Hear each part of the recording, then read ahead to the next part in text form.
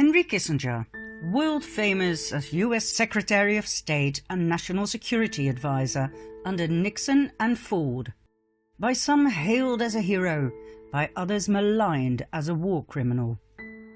Kissinger wrote a top-secret report in 1973 called National Security Study Memorandum, or NSSM 200, also called the Kissinger Report.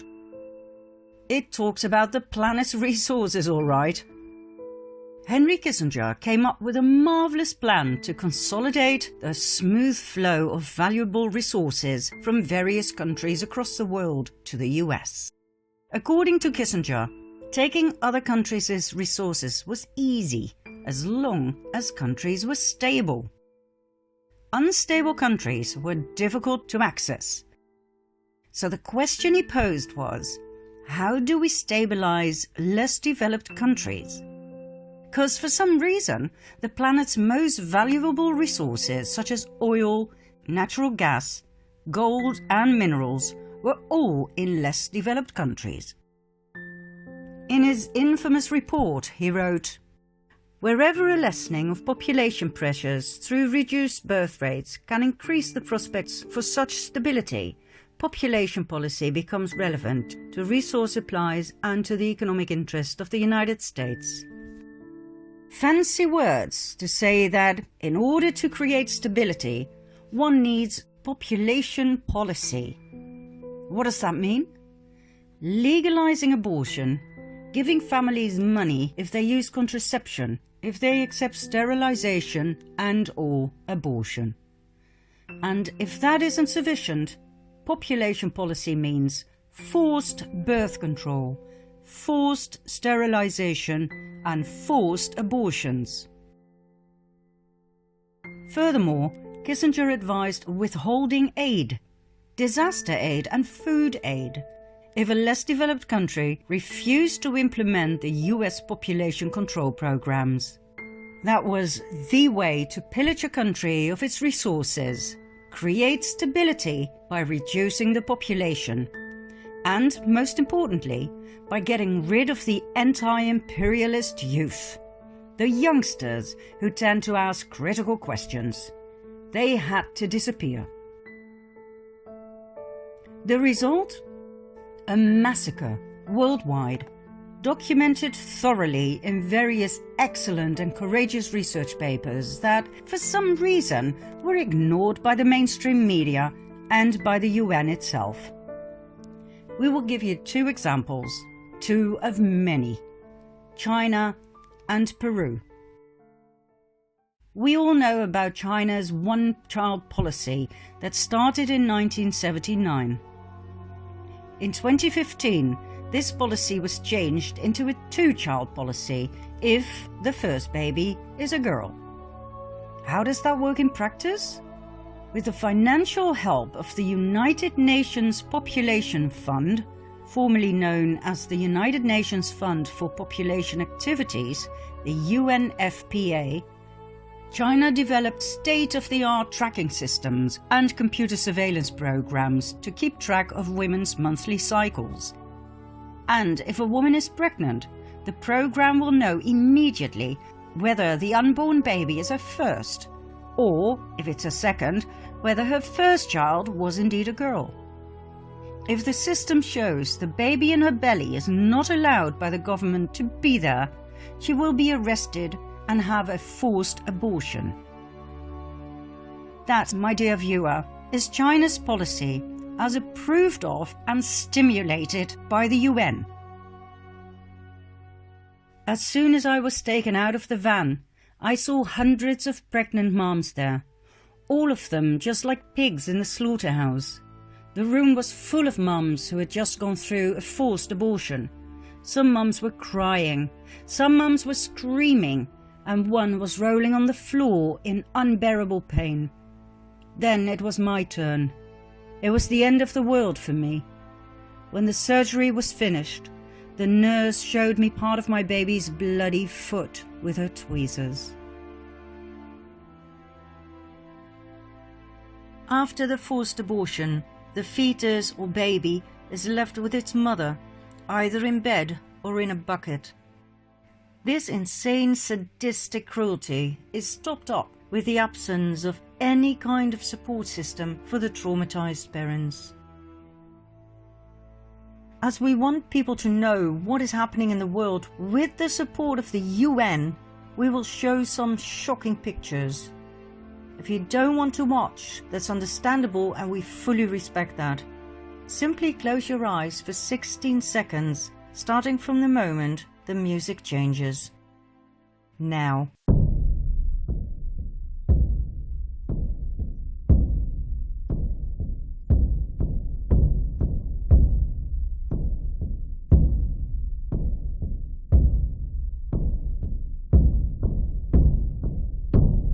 Of course, the United Nations Population Fund denies being involved in forced abortions, but according to its own documents, it donated more than $100 million to China's population control program. It financed a $12 million computer complex, specifically to monitor the population program. It provided the technical expertise and personnel that trained thousands of Chinese population control officials.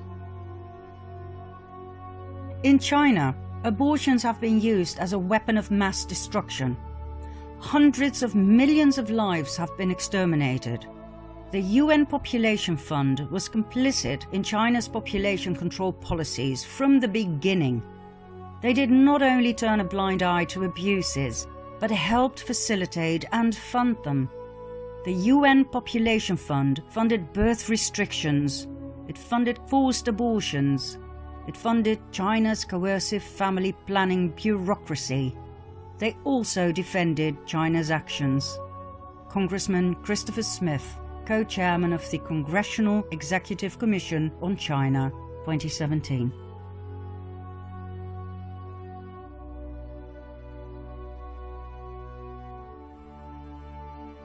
One result of the one-child policy that we never hear the UN about is the surge in female infanticide that has now resulted in a disastrous sex ratio of 115 boys to every 100 girls. Female infanticide means that parents actually kill their baby girls. China has a cultural preference for boys, so the baby girls are killed. Do you know what that does to a parent?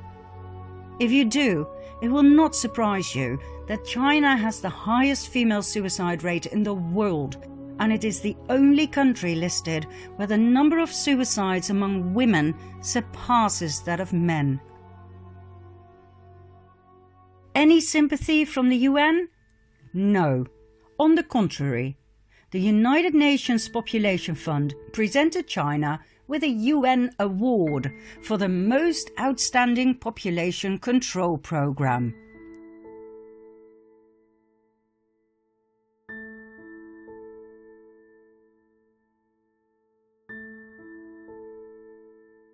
Oh, and let's not forget their official mission: to deliver a world where every pregnancy is wanted, every childbirth is safe, and every young person's potential is fulfilled. Under the one-child policy, the Communist Party, by its own estimation, prevented over 400 million births and carried out over 336 million abortions. More children were aborted under the one-child policy than the entire population of the United States. In April 2017, the Trump administration stopped funding the United Nations Population Fund.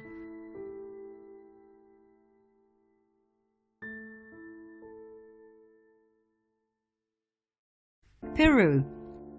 Between 1995 and 1907, over 250,000 Peruvian women were sterilized as part of a program to fulfill President Fujimori's family planning goals, financed by the US.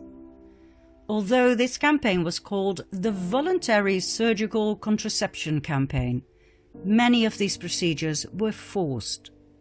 In fact, women whose underweight children were on government food programs were threatened with the withholding of this food if they refused to be sterilized. and others were kidnapped from their families and forcibly sterilized. In a little over 2 years, 250,000 women were deeply traumatized. Most of them were poor and indigenous. Not all women survived the surgery due to poor hygiene in the local hospitals. At least 100 women from my area went to the clinic that day. We were promised medicine. A lorry took us to the clinic. We all arrived innocent and happy. Then we heard screams and I just ran, but the doors were locked so I could not escape. I was 3 months pregnant. The health center staff knew this. They still went ahead. When I woke up, I was sterilized against my will. The examples go on and on and on. In every less developed country, the UN's concern was not with development, health, or women's empowerment, but with reversing the unchecked growth of the world population.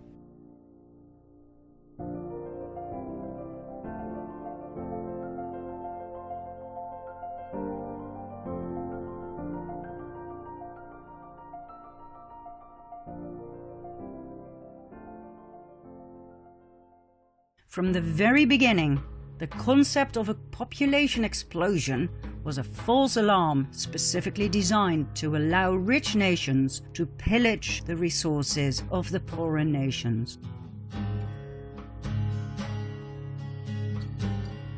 And Kissinger? He simply laid out the protocols of Zion for modern times. Who is Kissinger really? He was born in 1923 in southern Germany, right at the Cabal center of Bavaria. His full name? Heinz Alfred Kissinger. He claims to be Jewish, but his credentials show all the signs of Khazarian roots. His family name wasn't Kissinger, it was Loeb.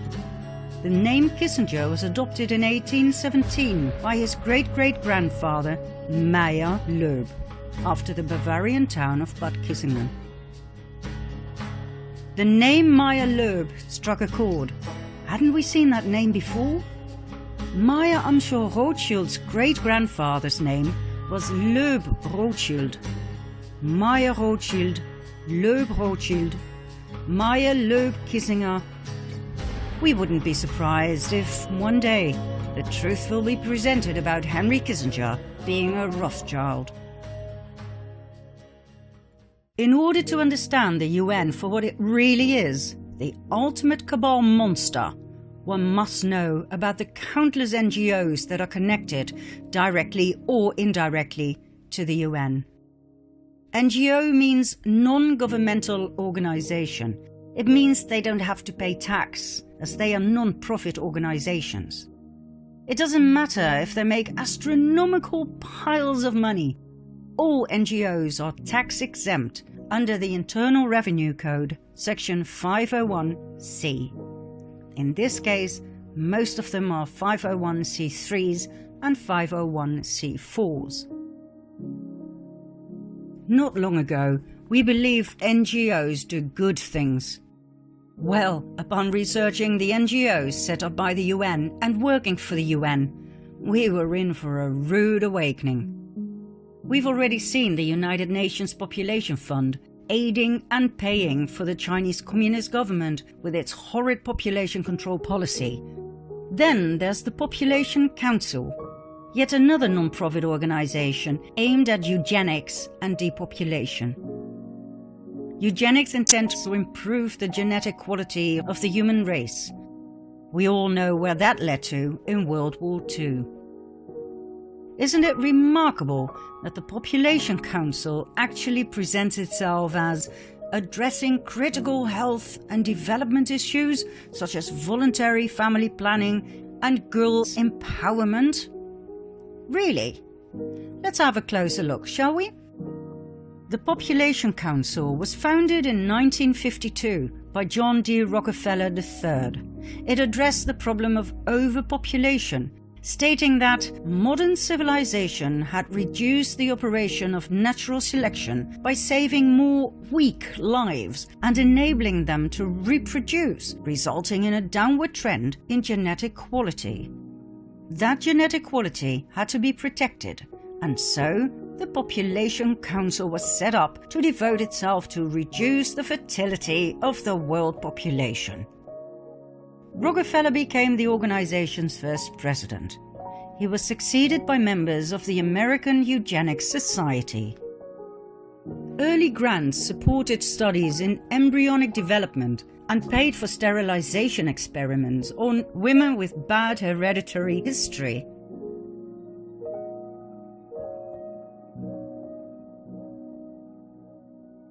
It was clear from the start that the Population Council had nothing to do with protecting women's health and safety. It had everything to do with the cabal's depopulation program. The intrauterine device they forced on millions of women in India, Pakistan, South Korea and Taiwan caused major side effects such as severe pains, protracted bleeding, pelvic inflammatory disease and perforated uteruses. Nonetheless, with the help of the national governments of those countries that were paid millions of dollars in blood money, the birth control measures continued without any care or compensation for the women in question.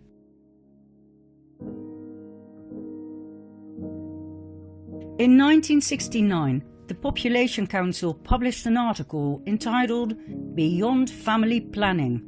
The document offered legitimacy to, for instance, adding fertility control agents to water supplies in urban areas, temporary sterilization of all young women via time capsule contraceptives, and compulsory sterilization of men with 3 or more children. Once again, the Population Council actually presents itself as addressing critical health and development issues, such as voluntary family planning. Voluntary? Really?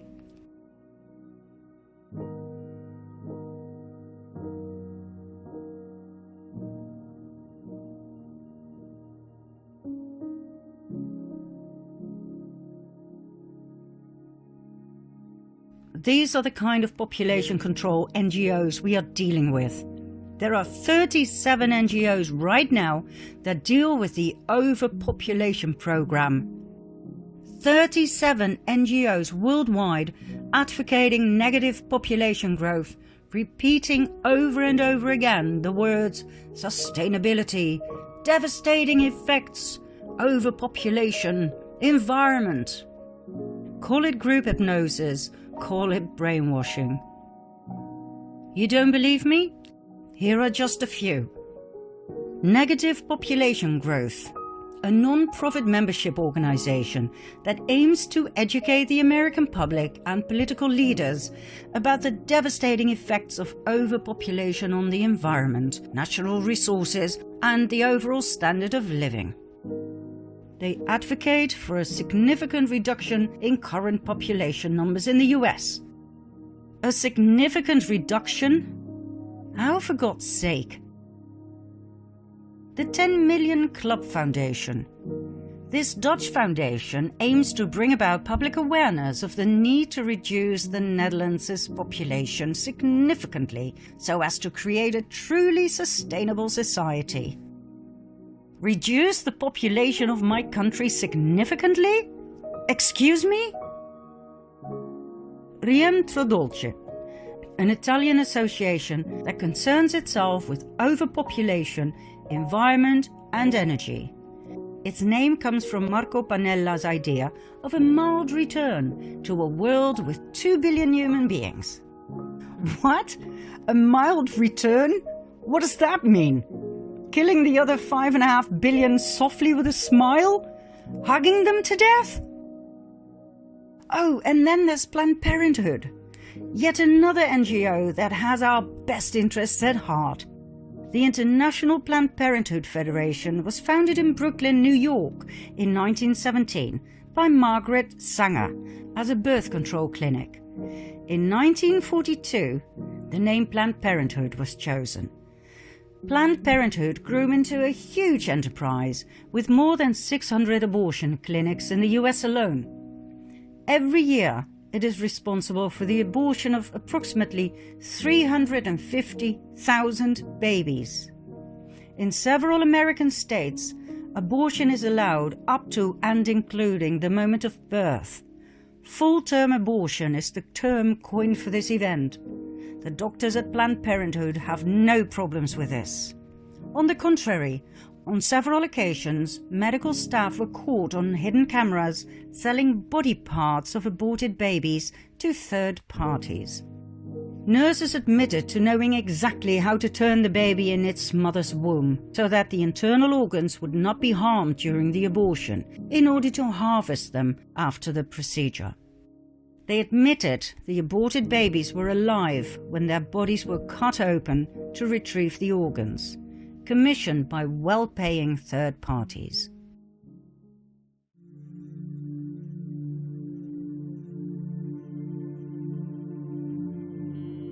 A lot of people want intact hearts these days because they're looking for specific nodes. Yesterday was the first time she said people wanted lungs. And then, like I said, always as many intact livers as possible. People just want livers. Some people want lower extremities too, which that's simple. I mean, that's easy. I don't know what they're doing with it. I guess they want muscle. But Yeah, a dime a dozen.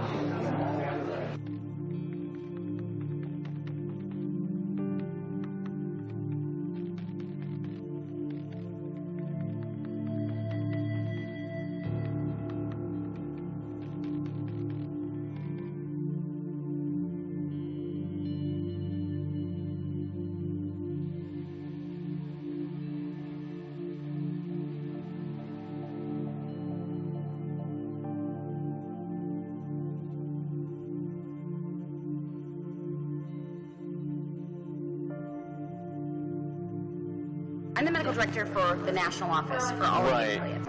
you know, I'm going to throw a number out. I would say it's probably anywhere from $30 to $100, depending on the facility and what's involved. The $30 to $100 price, that's per specimen that we're talking about, right? Yeah.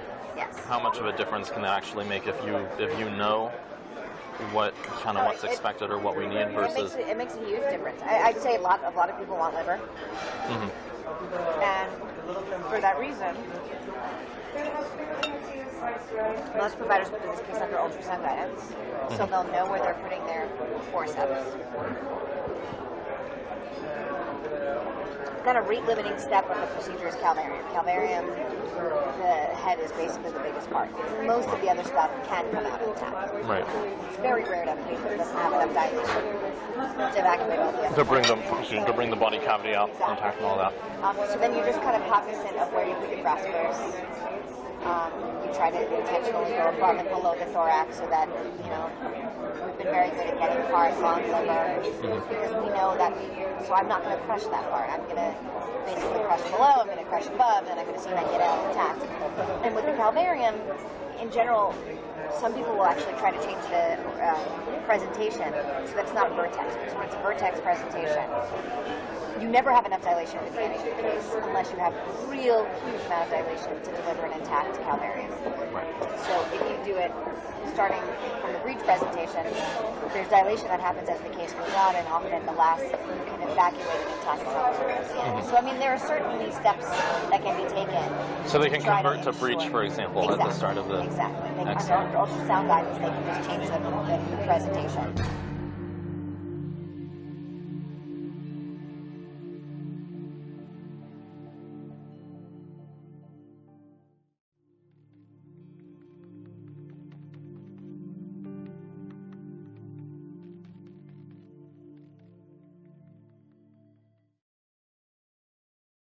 Federal abortion ban is a law, and laws are up to interpretation.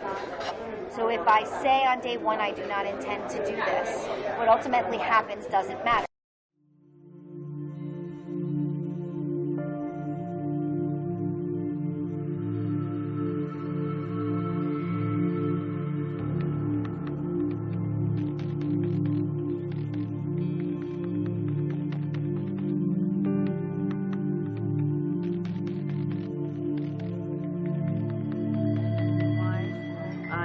realistically, if we were to do an agreement with you guys, what do we think you could get? I mean, what do you feel like you could get? Volume-wise? Yeah, Okay. on specifically liver tissue, because that's such an area of demand for us. Right. So liver and what about intact specimens? Oh yeah, I mean, if you had intact cases, which we've done a lot, so we've sometimes shipped those back to our lab in its entirety. So what would keep your lab happy? Like, what would make your lab happy? Another 50 livers a week. You can handle that. Yeah. Okay. As you probably know, potentially, I mean, I think that one of the issues with neural tissue is so fragile. It's insanely fragile. Right. I was going to say is that I know we get requests for neural. It's the hardest thing in the world to ship. You do is the whole Calvarium. That's it. Yeah, that's the easiest way. And I mean, we've actually had good success with that in the past. So Make sure the eyes are closed. Yeah. Tell the lab it's coming. So don't open the box. Oh God. You know what I mean? So where so many of the academic labs cannot fly like that. They're just not capable. Why is that? I don't understand that. It's almost like they don't want to know where it comes from. Like in that, where they're like, we need limbs, but no hands and feet need to be attached. And you're like, They just want the long bones and they don't want to see that they want you to take it all off, like make it so that we don't know what it is. Yeah. It's like, bone the chicken for me, and then that's it. and then I'll eat it. But we not know what it is. I mean, but their lab. So this goes to that whole stigma. Oh, that, yeah. This is, And their lab techs freak out and have meltdowns, and so it's just kind of like, I mean, I think you're either in the cause or you're not. Yeah. And if you're not in the cause, like, they don't need you around. Get out. They need champions. And if you're not a champion, you should go. Yeah. Because that's just, and I don't know, the clinics, they're very guarded, as they should be. Yeah. And who do they let in their house? They want champions in their house, right? Hello, I'm Cecile Richards, President of Planned Parenthood Federation of America. I want to be really clear. The allegation that Planned Parenthood profits in any way from tissue donation is not true.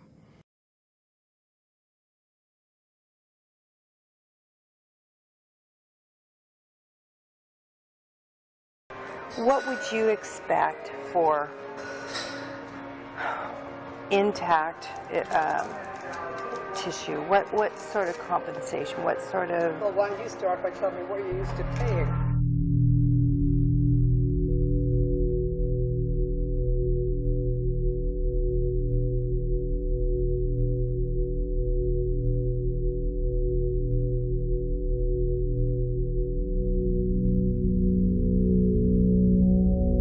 Don't lowball it. Tell me what you really... $75 a specimen. Oh, that's way too low. Really, that's way too low. I want to keep you happy. I've been at places that did 50 too. But see, we're not in it for the money. Now, this is for tissue that you actually take, not just the tissue that the person volunteered that you can't find anything. Exactly. And here's another thought: is we can talk about specimen as per specimen per case, or per procured tissue sample, which would be so that if we're able to get a liver thymus pair. Maybe that is $75 per specimen, and so that's for for liver thymus pair, and that's $150. Versus if we can get liver thymus, brain hemisphere, and all that, then and so that protects us so that we're not paying for what we can't use. I mean that also. I want a Lamborghini. I said I want a Lamborghini. Don't we all, right? Yeah, exactly. Planned Parenthood has been receiving millions from, for instance, the American government, the Bill and Melinda Gates Foundation, the Buffett Foundation, the Ford Foundation, the Turner Foundation, and many others. The Bill and Melinda Gates Foundation gave no less than $89.5 million to Planned Parenthood. Why? To kill unborn babies? Why the heck do they call this charity?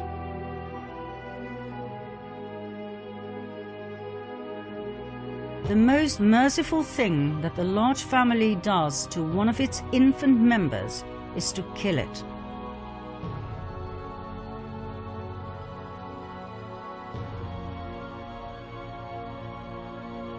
The most urgent problem today is how to limit and discourage the over-fertility of the mentally and physically defective.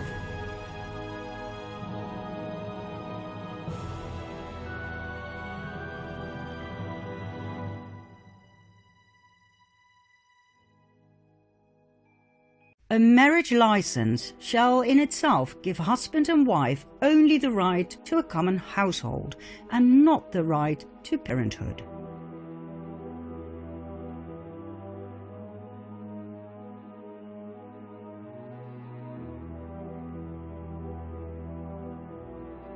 No woman shall have the legal right to bear a child, and no man shall have the right to become a father without a permit for parenthood.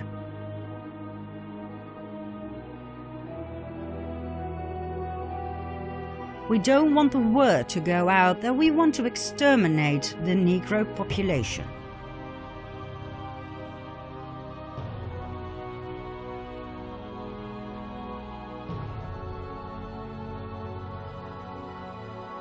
But from my view, I believe that there should be no more babies. I admire Margaret Sanger enormously. Her courage, her tenacity, her vision.